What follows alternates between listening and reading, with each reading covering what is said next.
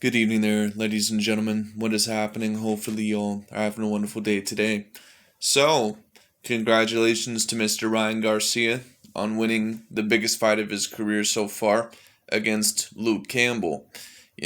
I predicted this fight a few weeks ago, posted a video, and I actually predicted that Luke Campbell would win this fight.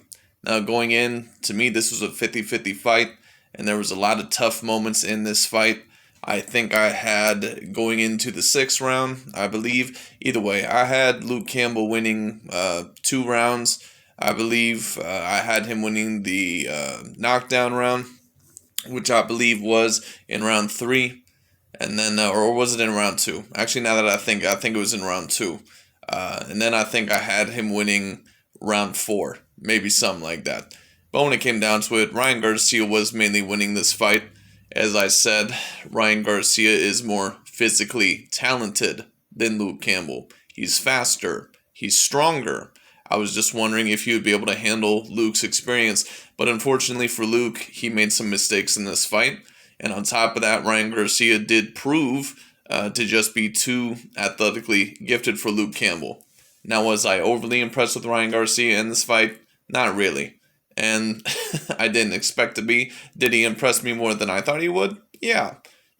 There was still the same faults that I see there. Does not protect as well as he should. Sometimes overall does get a little bit tired here and there. He is available to get countered. Unfortunately for Luke, he did not necessarily have the ability to counter him. But it is what it is, at least usually. So it is what it is. He did knock him down once, I believe, in the second round. But besides that, Luke really didn't offer much to the table. It is what it is. But great performance, or I shouldn't say great performance, but great job by Ryan Garcia. Order, to get past adversity. And overall, come back and win the fight. Ended up getting Luke Campbell with a good body shot in the seventh round. Ended up getting a liver shot, and Luke Campbell was not able to recover. And this is impressive because neither Lomachenko or Jorge Linares, two, very decent fighters, they were not able to knock out Luke Campbell. They were able to beat him, but they were not able to knock him out.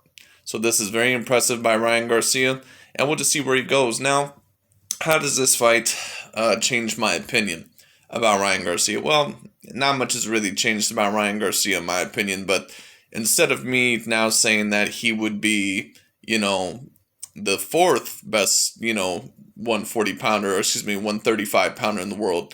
Maybe you could argue that he's the third, debatably, because Gervonta Tank Davis, I do believe now is going to be there. So we'll see what happens. Teofimo Lopez, Lomachenko, and Gervonta Tank Davis, I think all have an opportunity to become the best 135 pounder there. And we did see Lomachenko recently lose to Teofimo Lopez, but I would say if they had a rematch, there's a decent chance Lomachenko could do better, possibly, when it comes down to the overall, because he does make good adjustments.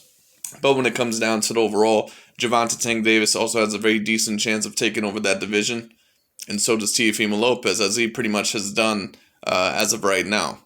So it is what it is. I would say Ryan Garcia is not in that class, just from what I see of him. I see too many faults. He just gets hit too often. When it comes down to it, he's just able to get countered.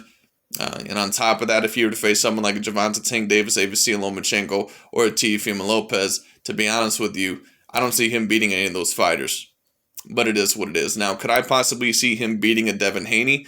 I could possibly see him beating a Devin Haney, just because Ryan Garcia looks slightly more talented. Well, I won't say slightly. He does look more physically gifted than a Devin Haney. He looks faster and stronger than a Devin Haney.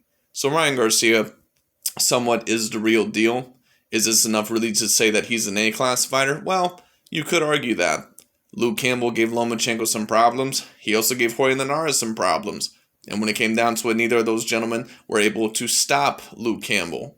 So you very well might have to call Ryan Garcia now an A-class fighter. But we'll just see what's in store for him in the future. So once again, I predicted the wrong man to win. And overall, I'm willing to admit fully when I'm wrong. And Ryan Garcia won this fight. So congratulations to him.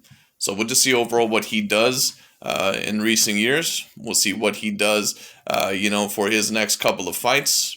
It'll be very interesting because the 135-pound division is extremely talented.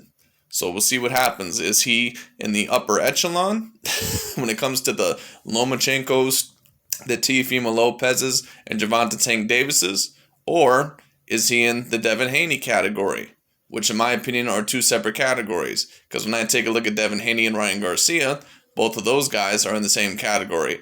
Talented, but I wouldn't necessarily say, out of this world talented. When I take a look at Lomachenko, Teofimo Lopez, and Gervonta Tank Davis, those kids are on a different level. Or those guys are on a different level.